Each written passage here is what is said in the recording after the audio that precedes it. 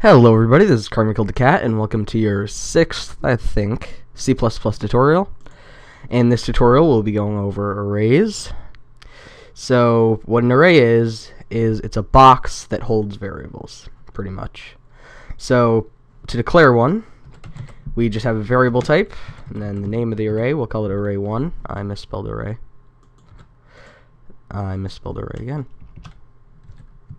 Okay, array1. And then we have open and close square brackets with the size of the array in it. So what this is saying is it's creating a box of 3 ints. So we can store 3 integer values in it. So now to assign the integer values, we do array1 0 equals, say, 10. So what we're saying here is array1 at position 0, we start counting at 0 instead of 1.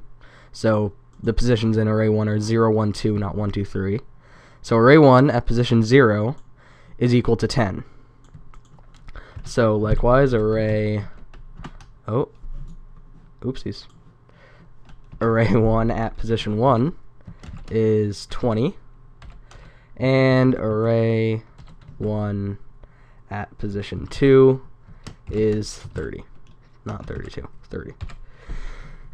So that's how you set the values of an array. To access the values of the array is pretty similar. We'll create a for loop. Int I equals 0. I is less than 3. And I plus plus. So we're saying I is less than 3 because the array has 3 slots in it. So it'll go 0, 1, 2. So in the for loop, we'll just do standard count array1 at position I and end line. So we're outputting array1 at the position of whatever number I is at, and we'll run this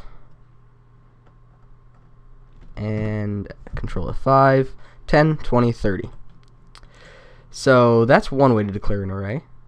So there are other ways to declare arrays, and they're slightly easier than this, because you see this takes up 3 lines of code, and it takes a lot longer to write out than the other ones. So let's delete this, and let's do array1 with size 3 equals, and we do open and close curly brackets, and then we just put the values of the array in, so 10, 20, 30, and they're separated by commas. And this is the exact same thing as declaring it, giving them each their own line. And if you want to shorten it even more, you don't even have to declare the size of the array when you do it like this, because it knows there's 3 values in here, so the array has a size of 3. And if we hover over it, it says 3. So again, if we run this, it still says 10, 20, 30. So this is position 0, this is position 1, and this is position 2. So the last thing we're going to learn about in this tutorial is multidimensional arrays.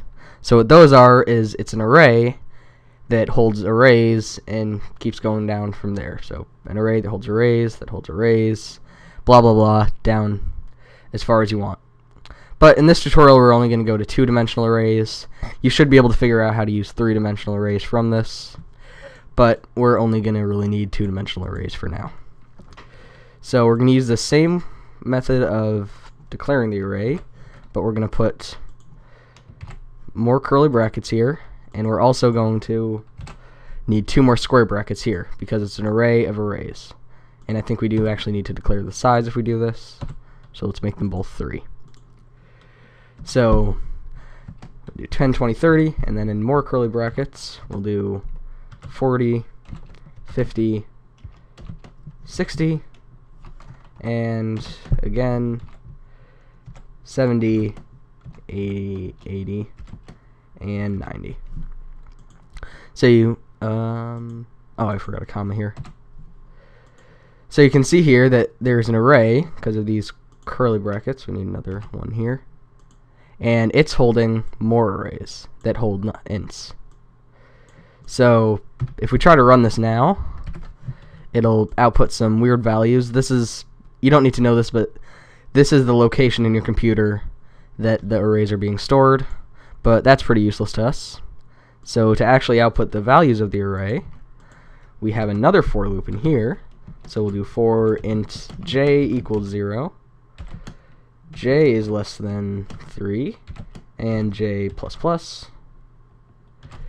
And in here we just output array1 I and then j.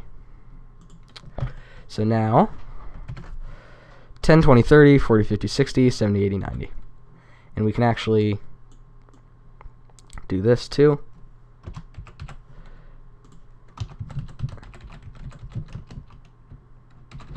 End line. And then it'll look more like a box. So 10, 20, 30, 40, 50, 60, 70, 80, 90. So that's multi-dimensional arrays, and you can make arrays as big as you want, but once you declare an array, it has to stay the same size throughout the whole program.